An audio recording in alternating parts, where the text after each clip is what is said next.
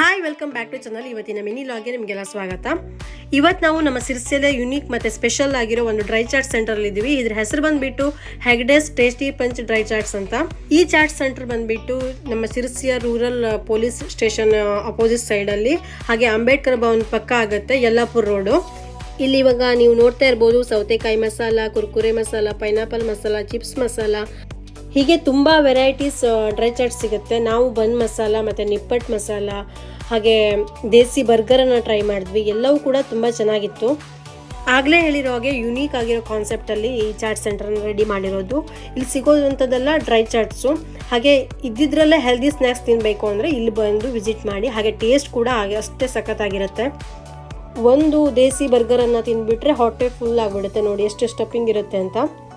ಹಾಗೆ ಲಿಂಬು ಸೋಡಾ, ಚಹಾ, ಮಸಾಲ ಸೋಡಾ ಎಲ್ಲ ವೆರೈಟಿನೂ ಸಿಗುತ್ತೆ. ಯುಕ್ತ ಕೂಡ ನೋಡಿ ಸೋಡಾ ಕುಡಿತಾ ಇದ್ದಾಳೆ ಅವಳು. ನೀವೇ